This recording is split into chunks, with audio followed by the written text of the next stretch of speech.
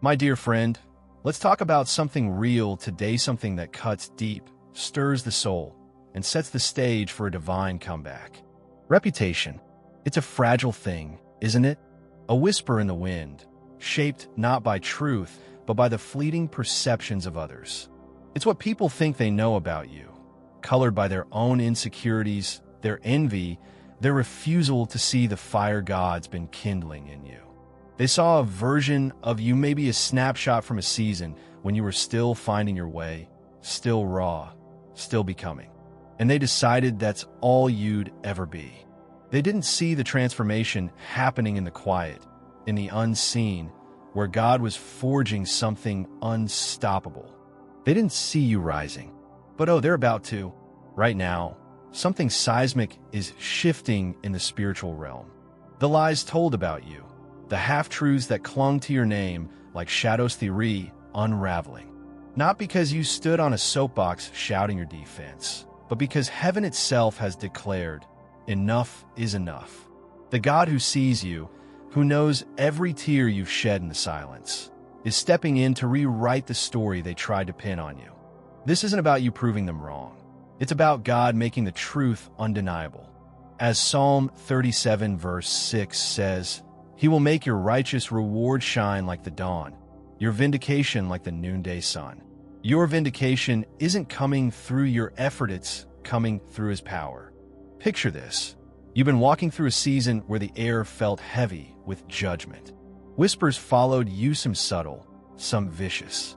They said you were too much, too different, too broken to be used for anything great. They saw your stumbles and called them your story's end. But what they didn't know, what they couldn't see, was that every step you took through the fire was refining you. Every moment you chose silence over retaliation, every time you trusted God instead of chasing approval, you were building something they couldn't touch off, foundation rooted in faith.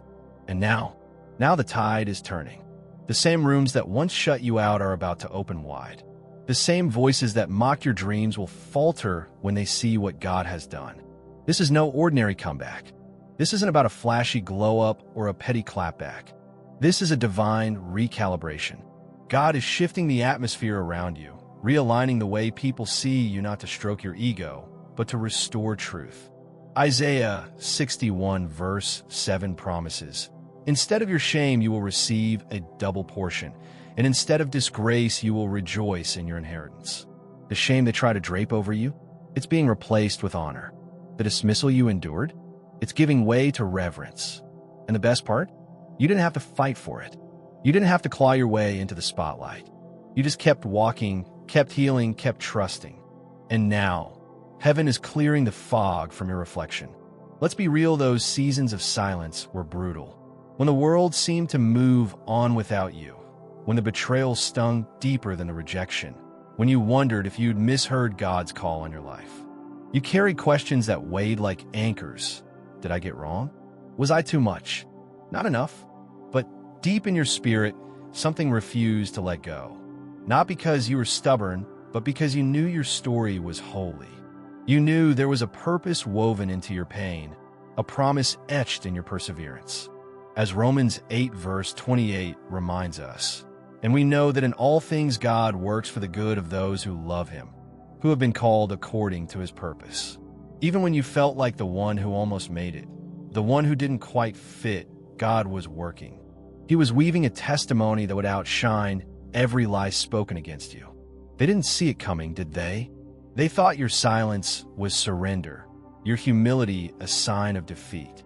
They mistook your patience for passivity, your grace for weakness. But you weren't weak, you were strategic. You were letting God fight the battles you couldn't win on your own. And now, the stage is set for a reckoning, not yours, but theirs. The ones who try to box you into their small version of you are about to see the truth unveiled. The ones who whispered behind your back, hoping their words would outrun your destiny, are about to watch the truth sprint past their lies. As Proverbs 12 verse 19 declares, truthful lips endure forever, but a lying tongue lasts only a moment. Their words were temporary. Your truth is eternal. Imagine this moment. You walk into a space that once felt hostile, and the air shifts. Heads turn, not with judgment, but with curiosity, maybe even awe. Your presence carries a weight they can't ignore you, quiet authority, a steady fire. The same truths you spoke when they laughed now land like thunder. The same spirit you've always carried now commands the room. This isn't about you demanding attention. It's about God amplifying your authenticity. The opportunities that once passed you by are circling back, stamped with divine approval. The resistance that used to block your path is crumbling, replaced by a reverence that feels almost surreal. This is what happens when heaven backs you. No human effort can stop what God has set in motion. But let's not sugarcoat it. Carrying this calling hasn't been easy. You've had to stand tall while being sized up, scrutinized, and misunderstood. You've been too spiritual for some, too grounded for others, too aware to play blind, too kind to let bitterness take root. You've mastered the art of holding your head high while the world tried to pull you low. And yet, through it all, you kept becoming. You became steady in the chaos. You became generous when you had nothing to spare. You became wise when pain was your only teacher. That's the foundation God's building on now. As Ephesians 2 verse 10 says, "For we are God's handiwork, created in Christ Jesus to do good works, which God prepared in advance for us to do." You weren't just surviving, you were being shaped for something greater. This shift in your reputation isn't a publicity stunt. It's not a manufactured moment. It's spiritual. It's the fruit of roots you planted in secret, growing deep while the world thought you were stagnant. They called you a late bloomer, but you were never behind, you were backed by heaven. And when God backs you, no whisper, no rumor, no misperception can stand. Your life is about to echo something new, not just recognition, but peace. You'll walk into spaces that used to rattle you and feel unshaken. You'll hear the opinions that once defined you and feel untouched. You'll sense the envy, the projection, and walk right past it, because your reputation isn't yours to manage anymore. God's got it. Here's where it gets wild. The opportunities coming your way won't even make sense on paper. They'll defy your resume, your credentials, your past. This is favor, not formula. God is placing your name in rooms you never stepped foot in, opening doors you didn't knock on. Why? Because you didn't chase a platform, you chased alignment. You didn't beg to be seen, you fought to stay true. And now, the ones who watch your process quietly are about to speak your name loudly. The ones who dismissed you will shift their tone, not because they're sorry, but because they can't deny you anymore. As Psalm 23 verse 5 says, "You prepare a table before me in the presence of my enemies." This is your table, friend. Pull up a chair. This isn't about revenge eats better. It's about revelation. It's about God unveiling who you've been all along. You're not being introduced, you're being revealed. And the difference is, anyone can make noise by pretending, but only the chosen rise by staying true. You didn't trade your soul for a spotlight. You didn't fight to be seen, you fought to be real. And because of that, this shift isn't just publicity, it's permanent. So step forward with no fear. Your walk speaks. Your presence speaks. Your story speaks.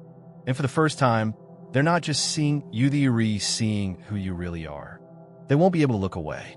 Now, let's get real and stir the pot. What happens when the truth about you starts rewriting the lies?